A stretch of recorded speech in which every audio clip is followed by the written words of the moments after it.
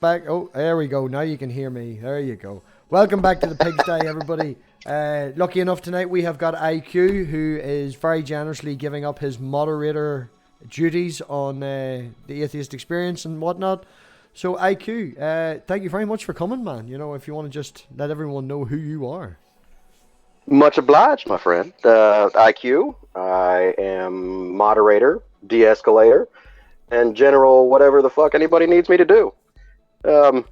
You'll see me just about everywhere in blue. And that's my Dr. Seuss rhyme for the day. No, you do. You're very much like Dave. You be excuse me, not the Covent. No, you do. I appreciate people like Dave yeah. and everybody out there that just takes initiative to help out all the great content creators that are out there, because they do need help.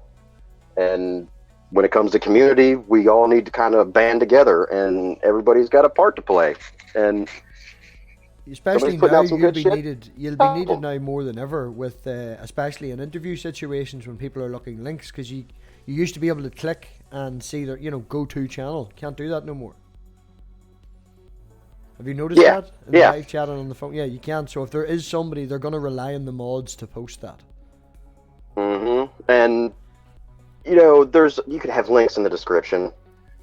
Nobody really does that. 33%. On average, it's 33% read the description. Well, you could say links are in the description. And, okay, cool. But then when the stream's over, you get sidetracked. Yeah. And you might go to it, and if you really like who you're seeing, boom! Like, you will find out, and you will find this person, you'll go check them out, but a lot of the times, it's impulse buy, baby. Yeah. You just gotta throw it right in their face when somebody talks about their Patreon. Boom! Throw the link in there. Mm-hmm. Somebody gets that quick idea, they're gonna click on it, and at least save the link. Or at least they're gonna have a record of that link, and so they can go back to it later and check it out. Yeah. So it's just all about right in the moment, just giving people what you're talking about, and impulse buys are a powerful thing.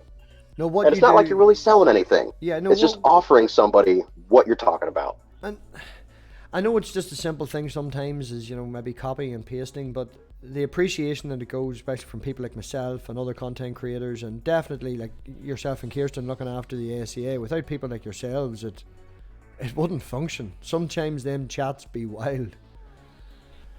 Well, from a functionality standpoint, tell me, what would be worse?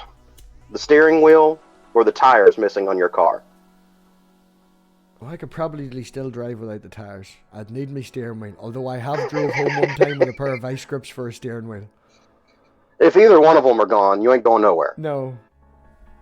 But the tires are more critical, like there's joystick steering and new shit like that, but like versus the steering wheel versus the engine, that's a much more difficult thing to replace. With you. I attempted. It's critical. I attempted to drive with no tires. I crash. I made it home with a vice grips for a steering wheel. But when it comes to the machine working as a whole, everything needs to be there. Yes. So yeah, the content creators are like the engine, but you still need the steering wheel, you still need your exhaust system, you still need all these little parts that may seem slightly less insignificant and don't contribute as much to the whole, but everything needs to come together.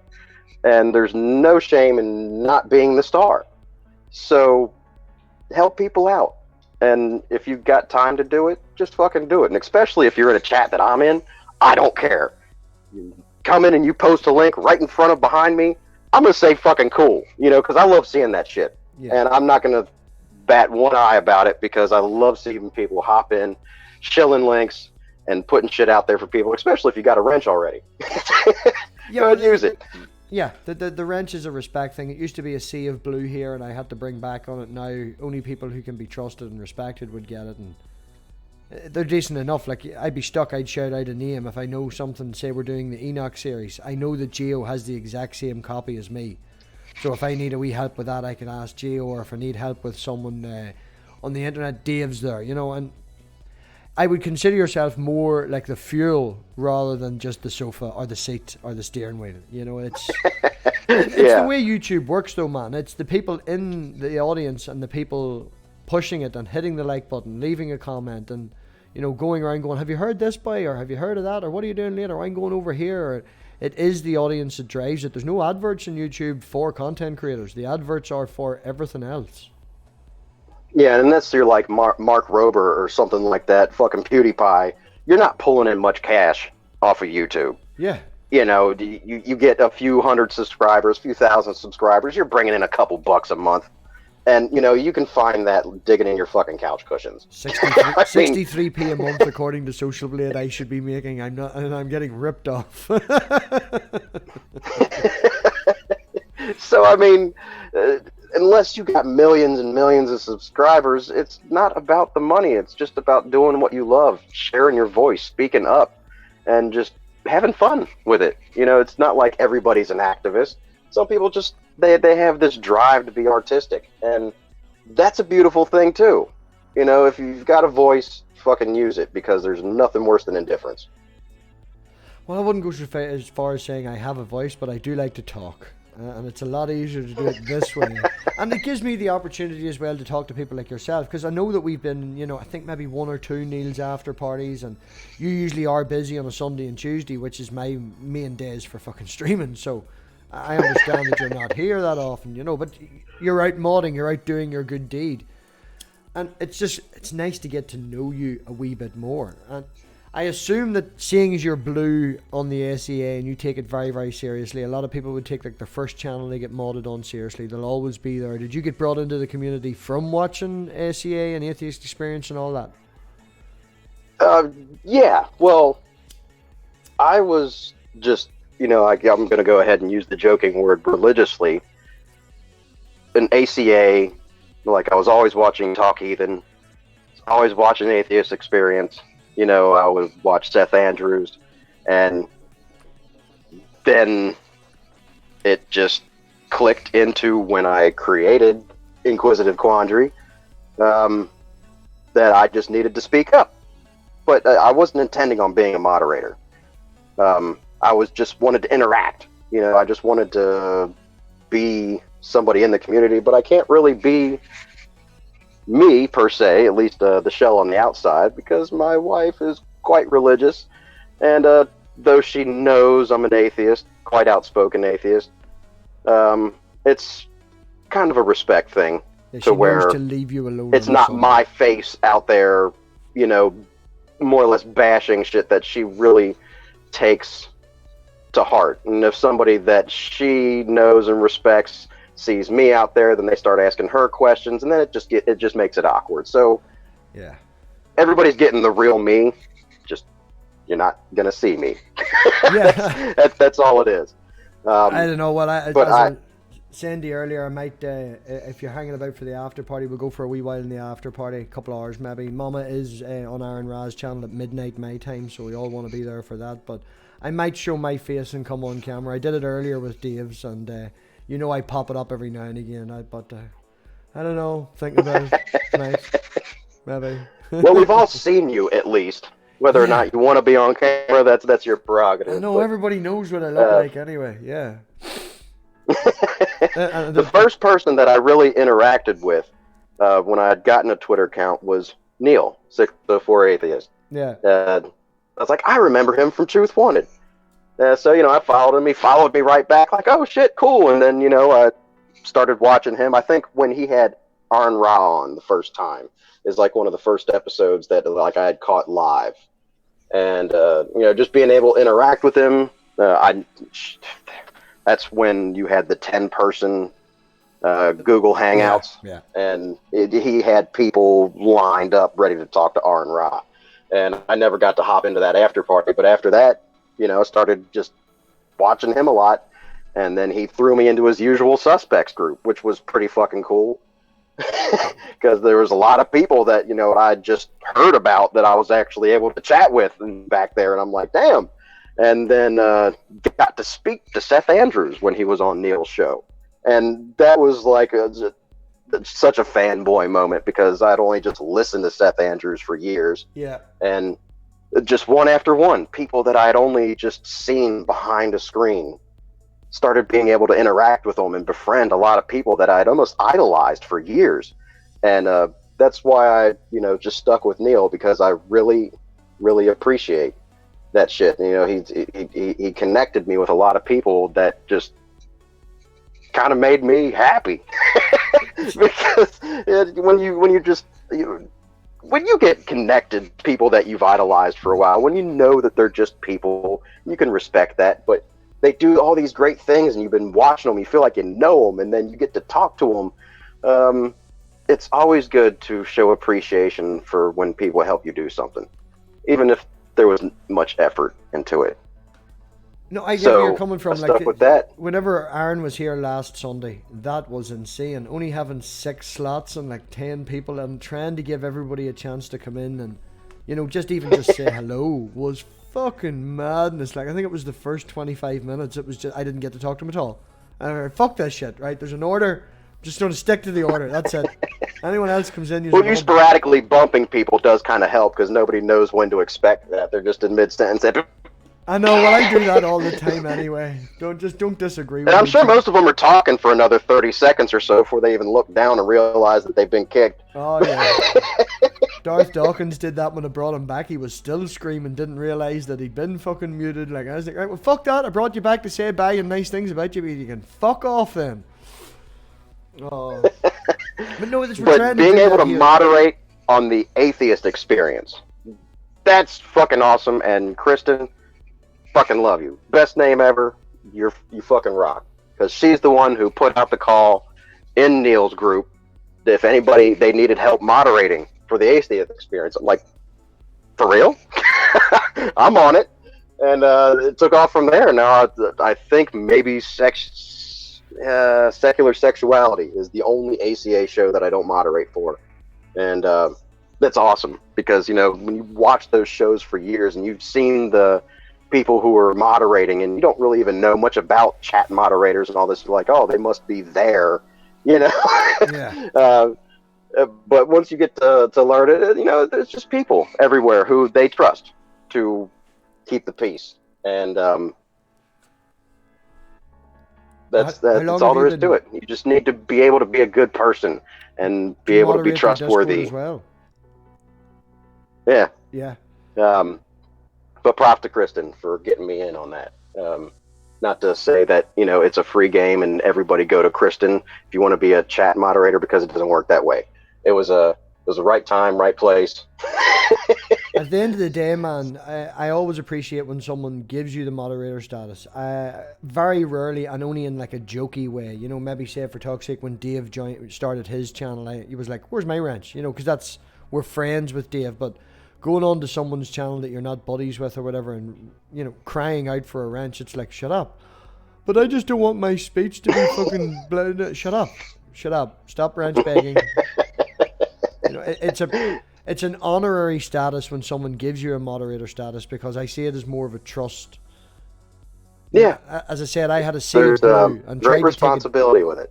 Yeah, I tried to take it down with a list of 10. Me and Sammy went over it. He was my only Patreon at the time, so me and him sat down and went over it, and we made a list of 10. And then when I got to it, I think I ended up at like 18, because there's just some people that you can trust, and you don't mind. Fuck it, you don't want to offend anyone as well, because we're friends. Because it's a mark of respect, and some people can abuse it.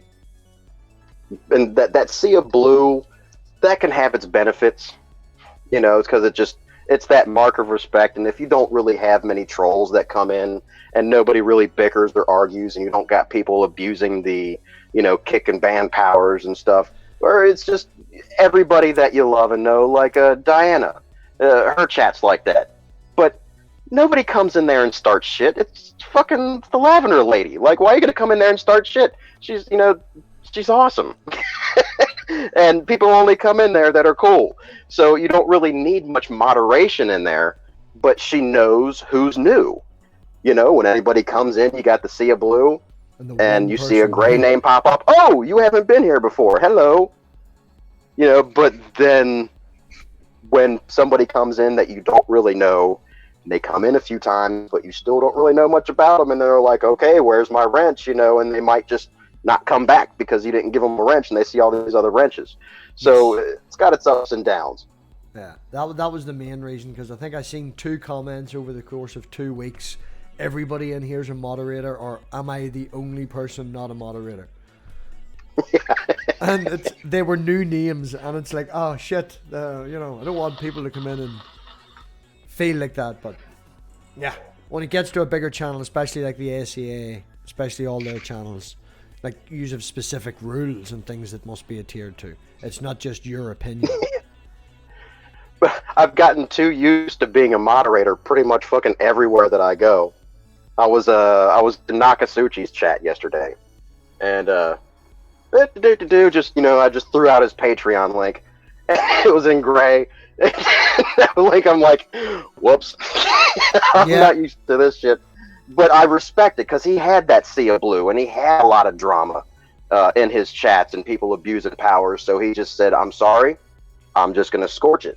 And he took away, like, mass wrenches. A lot of people were salty.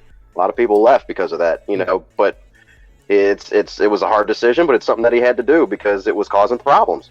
And he knows me. He knows I'll shill the shit out of links, and I don't abuse any powers, but I don't need a wrench from him. If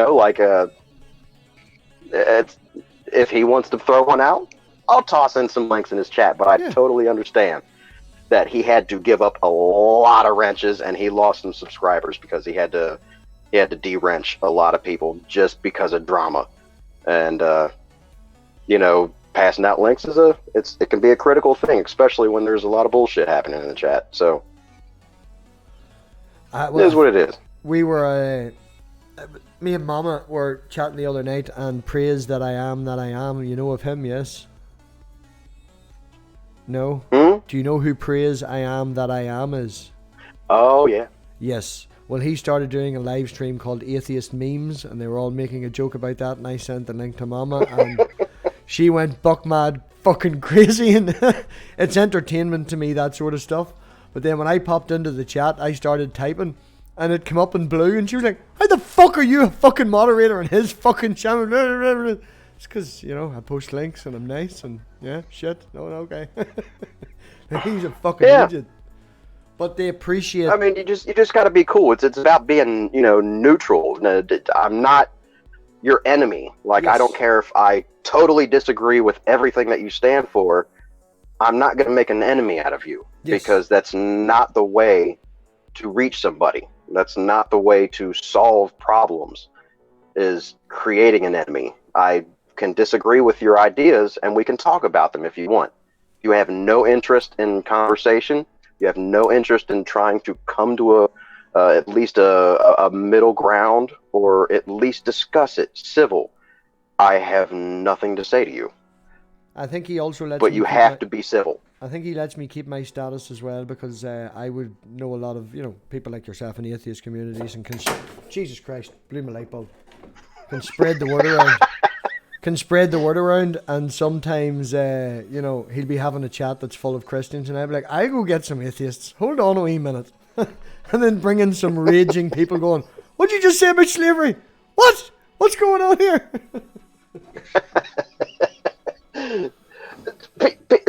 It's emotions, man. Emotions. You got to be able to control your emotions. It's emotional intelligence is key, because people get triggered, and you can be passionate about something without letting your emotions control you. And when I say controlling your emotions, I'm not talking about being able to hold back tears and being able to hold back rage. It's about being able to use your emotions wisely. If you need to cry, fucking cry. There's somebody around you trying to shame you for that shit, fuck you. Because if you hold back a cry, that is so terribly, like, bad for your entire mind and being. Yeah. If you need to express. But if you don't have control over your emotions, you don't know when to cry, that's going to start controlling you. If you don't know when to be angry, that's going to start controlling you. And you cannot let your rage control you, because it will lead you down a really dark path. I've been there, and I got myself out of it by a lot of studying, a lot of listening, asking myself the right questions, and that's what my handle means. This is Inquisitive Quandary. It's questioning the question. I think it was Elon Musk who said, the right question is typically more difficult than the right answer. And most of us don't know how to question ourselves. We lie to ourselves all the fucking time. We create this reality. And it's so easy to lie to yourself. Can I ask yourself the hard questions. What age you are, IQ? 39. 39. So there's not much difference between us. I'll be 37 this year in a couple of months. I'll be 37 in August. And nice. I would have had... So you realize that as soon as 35 hit, you started falling apart. It's usually probably even just 30. But yeah. 30 to 35, that's when you're like start waking up with sleep injuries. Just something hurts that didn't hurt when you went to bed the night before. Yeah, fall asleep on the sofa and wake up with a bad hip and think you're 50. Yeah, that's happening. But no, I was my early 30s. I was peak. I would definitely have been in my peak early 30s. I was going to the gym 2 and 3 times a week, eating real well, better, healthy. I could, as a funny story, the guy that ran the place was a giant bodybuilder that went to the shows and did loads of more. Am I too loud now? Is everybody complaining that I'm too loud? Right. How's that? You all said that I was so quiet, so I turned it up, okay? Did it get far too loud? Okay, IQ talk. Yep, I'm here. I'm looking at the speech bars and it should be the same it should look the same now. Everybody's panicking in the chat. Right? My eardrums. Okay, right. We're just going to pretend that everything is okay and see how that goes. I'm not going to shout, Dave, fuck off, break people's eardrums. No, I had, some people know, my name's Robbie, and my mother nicknamed it as Red Robbie, because when I got into my angorous state, there was no control of me, no talking to me, no nothing, man. Like, I've punched a concrete wall till I've shattered bones just to prove a point. It takes time to, gain that control. Nerdy, fuck off. You're saying you can't hear me? Fuck off. I'm not touching the volume. You can all deal with it, right? And it has taken me that time to gain control. And Dave did ask if we could ask for any emotional trait or any sort of trait today in his quiz question. I said more control.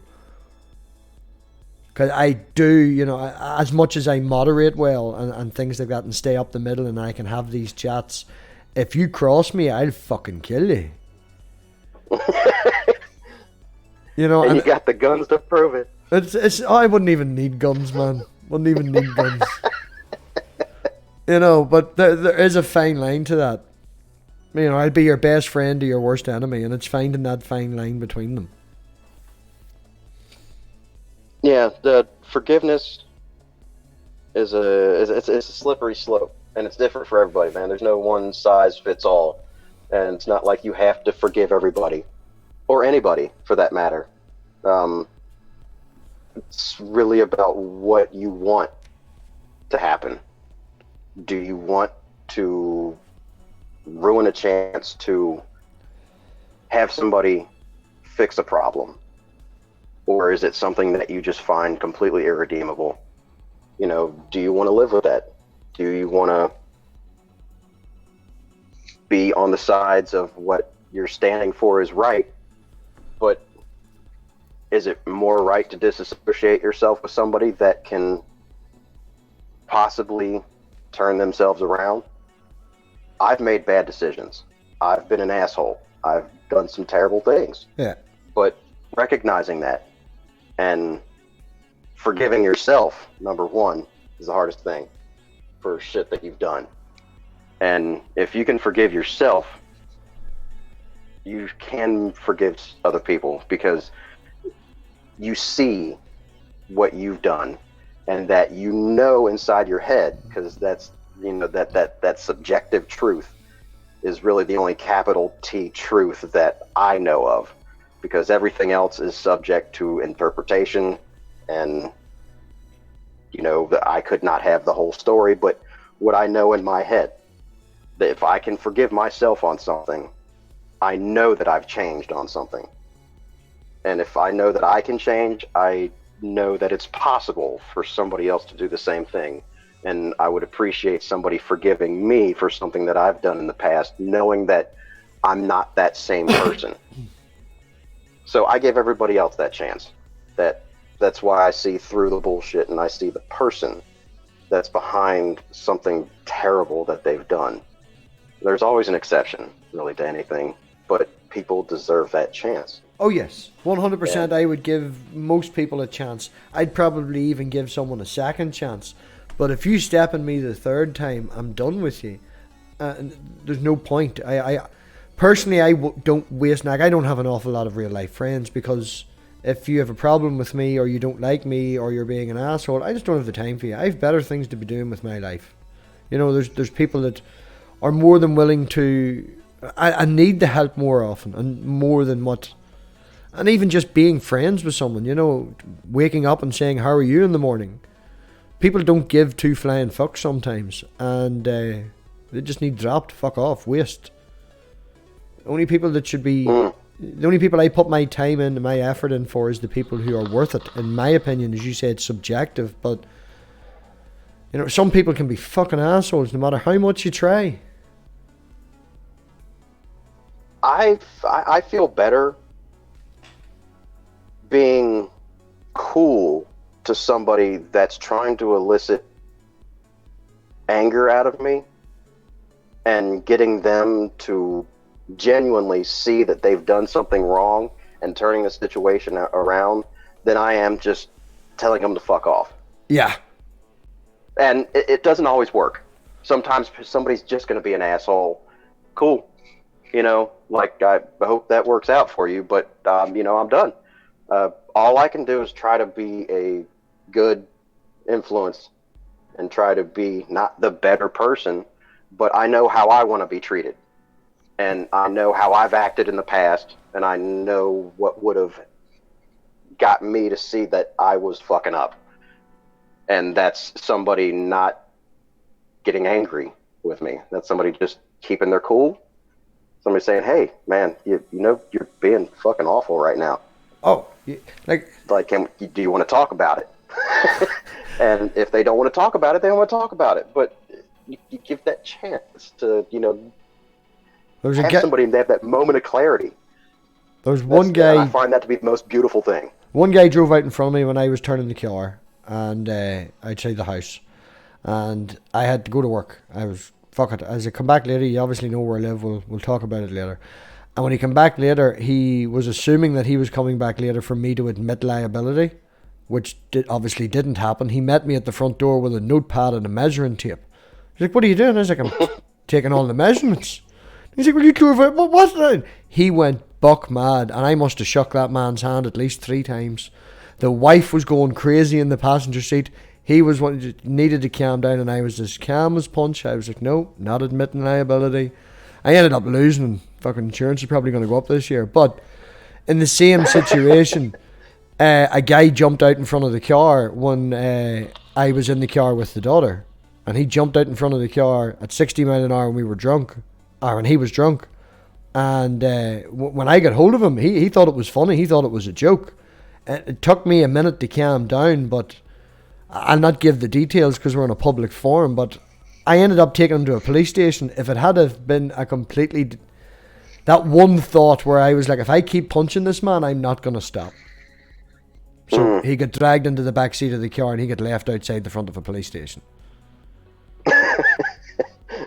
See, that's knowing that about yourself is what led you to make a decent decision. No, I didn't want to kill someone in front of my daughter. Yeah, that's a good start, MathPig. But no, it's taken years of control to get to that point, though. Yeah. I think I mentioned yesterday. being a professional at anything requires you to first be a professional at fucking it up. You have to know what not to do. Yeah. And you have to have made some mistakes and learn from them. You can take a course and get the instructions on how to do everything right, but that leads you nowhere when shit hits the fan. And then guess what? You know, if you haven't already noticed this, shit hits the fan more than it doesn't. You have to be able to adapt. You have to be able to understand how to do shit when everything goes wrong, because it generally will a lot of the time. So if you get really good at fucking up and come up from that, you are in a better spot to understand what to do than just taking good advice, which that's always good. There was a lot of advice that I was given when I was younger that in hindsight might have been really beneficial for me to take instead of making the mistakes, but I really think it's important to make those mistakes, assuming that, you know, you don't have any detrimental, unreconcilable changes that happen to your life from these mistakes. You know, like, I don't recommend you go out and sleep around and, you know, have children at a very young age to understand why it's bad to go out and sleep around at a young age. Yeah. Because now you have children. You know, that's you should take that advice that there are consequences to every action. Some of them are good, some of them are bad, and some of them will lead you to good things. You have to make the best out of everything, though, because if you don't, you will go fucking insane, because there's a lot of bullshit out there. Stay positive. Oh, totally. Like, the daughter's mother hates me whenever I would say this to the little piglet. She would come up, maybe knock on the door, trying to come into the kitchen when we're making dinner or something like that, and you want her to go down, and, you know, just you're busy at the minute. You can't give the screaming child the attention because you're trying to feed the rest of the family. And I would turn around to Elena and I would just go, you know, close the door, go on. And she'll maybe start as we would call fake tears. And I'd be like, none of these fake tears. Life's hard. Go on, close the door. Where you go on? And she does not like me. She said, can you not tell the child that the life's hard? I was like, life is hard. She just might get used to it. Just go on, close the door. Where you go? You know, maybe that's cruel, but...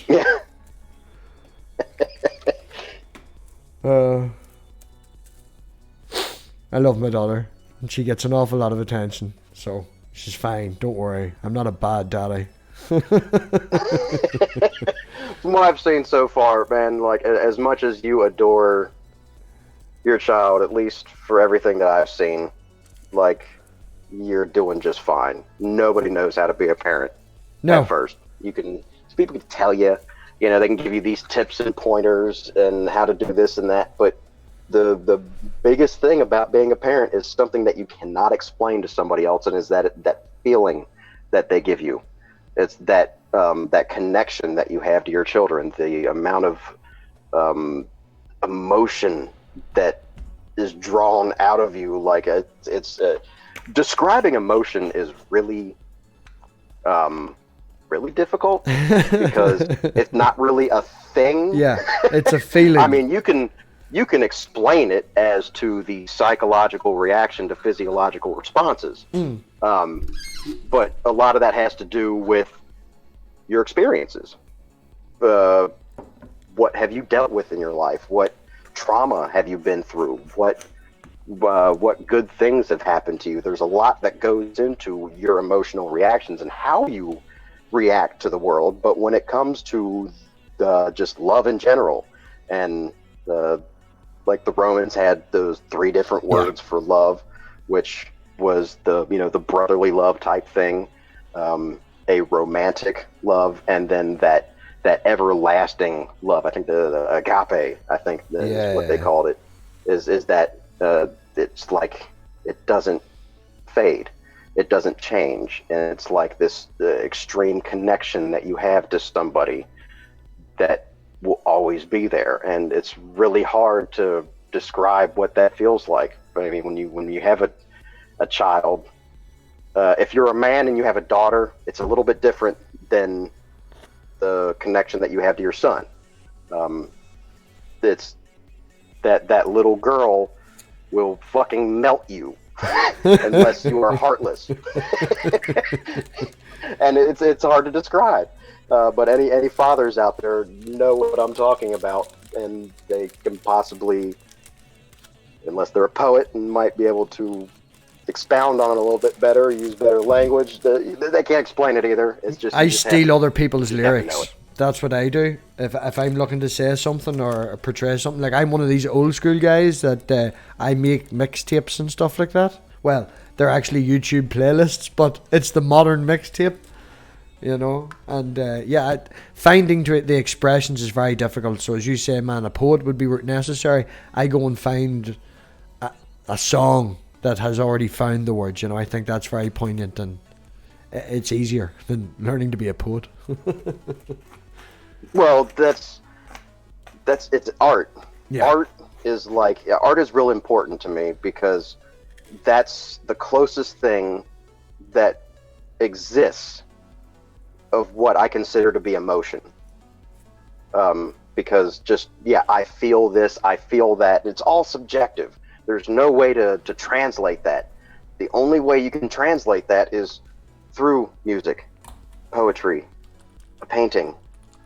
You know, this is when somebody feels something and it's almost kind of like recorded synesthesia, you know, where you just have this thought or feeling and you can record it in this one little thing. And when you write a song, and I'm not really a songwriter, but you can listen to somebody that describes why they wrote a song. Great song. And they're like, yeah, I got this influence from this and this, and, you know, I wanted to really portray this, and they go into little details about, you know, the timing of the song and the instruments that they used and how they, you know, if somebody's a really good musician, they really love their art, they can describe all that because that's what went into it, because they translated emotion into something that can elicit it from somebody else. So when they write this song and you listen to that song, you can get the goosebumps and you can get that feeling just by listening to this sound. And I think that is amazing. If you can do that with a painting or, you know, just a funny fucking meme, you know, art is great because it's emotion. And you can record that and portray it to somebody else. That's the human connection, man. It's being able to connect with other people on a level that just words can't cover. I recently came across a Korean singer, and I think she's only got maybe like 6 videos up on YouTube, and 2 of them are in English. But the way that she portrays everything, and in her videos, she would be very open as well. You know, she would be up close to the camera, and you can see her crying at certain points, and you can feel the emotion that she's putting across, you know, in the video. I think it's called Hannah Anderson. Let me see. It's in one of my plays. But recently, I've just been rubbing all her lyrics. Absolutely fantastic. Oh, yeah. Well, I'm not familiar with them, but I know what you're talking about. When you get that familiarity with what somebody's trying to bring out, you know, you're just like, I can totally relate to this. And, you know, like, you just feel it. And there goes that word again, you know. That's what I find so amazing about it, is that you can feel what somebody else is feeling. It's like almost this objective bridge to a subjective idea. And logically, that doesn't make any sense. Yeah, I know, but I totally get what you say when you say that. Like, even though as you're saying it makes no sense, it is one of those things that doesn't make sense, but at the same time does. Yeah. Like Weird Al Yankovic. Moving on, though. It's Hannah Victoria. I just put the link to her song in the chat. She's got like 6 songs, but that's one of her songs there. It's very, very good. It's I would definitely recommend. I'll send it in the private chat afterwards, man. But yeah, as you say, art, being able to take that and the emotion, and whenever you listen back to it, feeling the same as they felt, even without knowing the backstory, because they're so good at what they're doing and portraying that. Yeah. I don't know. Which isn't easy. I mean, you know when it's fake. You know when it's studious. because it's just noise, and it's like a copy of something else, or it's just this flavorless noise or picture, you know, and it's just like, okay. Yeah, you can hear the same joke told by two different people. Or a groove to it, but it doesn't have that, doesn't pull the feeling out of you. And it might for somebody else, but hey, that's what art is. You know, it's not going to be the same for everybody. No, a lot of people like art that I think is absolutely fucking woeful, and I like absolutely stupid stuff. You could go out for a walk, and one of the nicest pictures I have is out for a walk with a daughter, and we went off track. I don't like following the main path. I have a general good sense of direction, you know. You can't turn right 3 times without coming back on yourself and all that. 2 wrongs don't make a right, but 3 lefts do, right? Exactly, yeah. And we went off the track, and there was like a massive tree that had obviously fallen over a year ago, possibly. But the entire top of it had just been covered with mushrooms. Like giant, overgrown, and it was just... Like, you ever see a cartoon where one of the cartooners would use like mushrooms as a drum kit? They're that fucking big compared to her, and it's one of my favouriteest pictures that I have, you know? I don't know what point I was making with that. I got lost. I was talking about my daughter. It's okay, just roll with it, man. Yeah. Any questions for IQ? Any questions? We're going to be having an after party. We're going to be opening it up. I think we've got 2 slots left. See you, Kristen. Yeah, we've got 2 slots left. If you want to invite anyone, IQ, I give you preference in that. If you want to send the link out before I shout out to anyone else, make sure you can have some friends here. But I think we're all good friends. Yeah, I mean, like, I'm not going to, pick and choose, man. If somebody wants to come in and chat, come on down.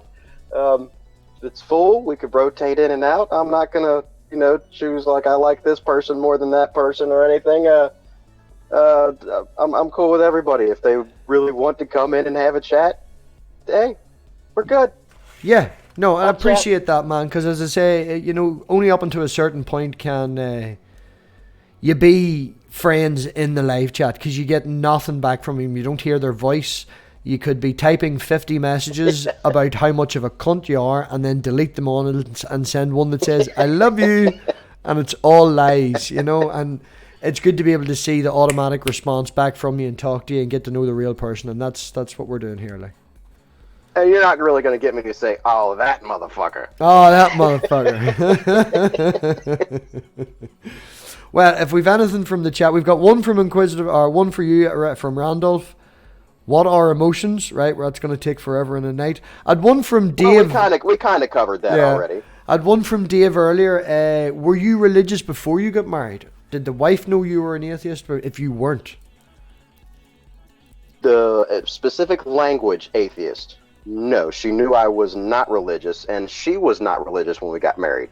I was an unbeliever since my mid-teens, and possibly before that, but I really hadn't even given it much thought. I was raised in church, but I really didn't. I started questioning everything. Fucking nothing made sense until I was like a mid-teen, and I'm like, this is bullshit. So I just kind of dropped it. But I never really called myself an atheist because I didn't look into it that much. I just knew I didn't believe, and I didn't give a fuck. So actually using the term atheist, probably not until like the past 10 years or so, because I'm like, oh, maybe that's what I am, because I bought into that whole, atheist is that strong atheism where you're making that claim, you definitely know there is no God. So I just kind of called myself agnostic, like I just don't know, don't care. Don't use that word around Dave. Dave will have a panic attack in the chat. I use that too. Dave's like, I've never met an agnostic. Could you point me in the direction of one, please? Yeah, well, like, here's the thing. Whatever the fuck you want to call me, I don't have any answers to the cosmos. If you do, fill me in. But you better bring some fucking evidence, something that actually works as evidence and not just your subjective experiences and your explanation on what those mean. No, it's not evidence. Actually bring something that's objectively verifiable and then we'll talk. Aside from that, I don't have the right answers to the cosmos either, and I don't think anybody else does, because what I've seen so far, everybody has their experiences and their interpretation of those experiences, and that's not good enough for me. I'm good just not believing. I don't know there's no God. I don't think there is one. And I care about people and what we're doing right now and how we're treating each other more than I do what's going to happen after I die. And I'm certainly sure as shit not going to let somebody that's alive tell me what happens after you're dead. And I just leave it at that. Whatever you want to call that, that's me. Yeah, again, words are just labels, man. It's best to talk to the person and find out, you know, who they are, what they're doing, and what they describe themselves as, rather than sticking a label on it. You know, I don't know if you know the whole math magic pagan thing before this and all that. Yeah, you've brushed on it a few times, my friend. Yeah, we all know about that. Right, well, what we'll do is, if anyone needs a link or anything like that, tweet at me, get in hold of me, and we'll be back in I need to schedule the guard darn thing.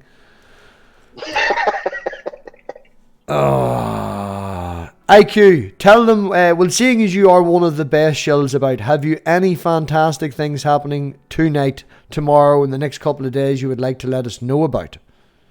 Well, this was the main thing happening this weekend.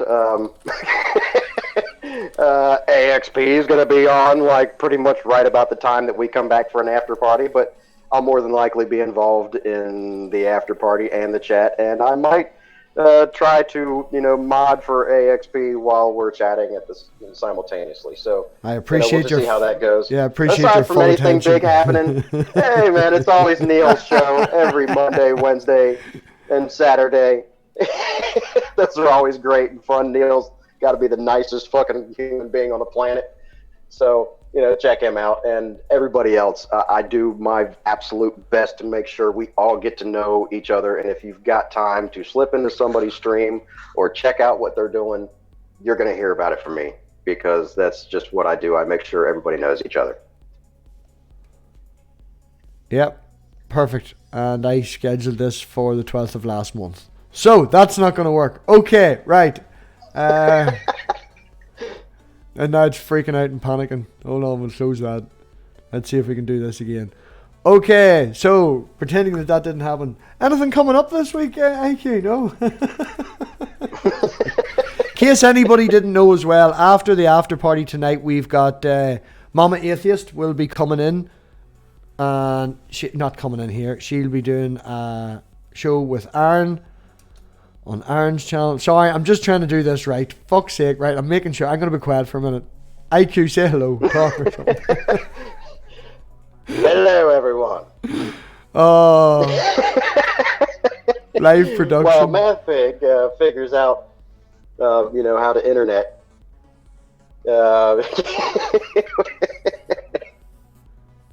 Boom. No pressure, huh? No pressure. Done. It's done. If one of my wonderful mods could post the link in the live chat for the YouTube fucking thing before I panic and have a heart attack. We'll be back pretty soon, and we'll get more from IQ, and we've got a few people already lined up. So yeah, we'll see you all back in a couple of minutes. Thank you very much for coming, and oink and out. Thanks for having me on, man.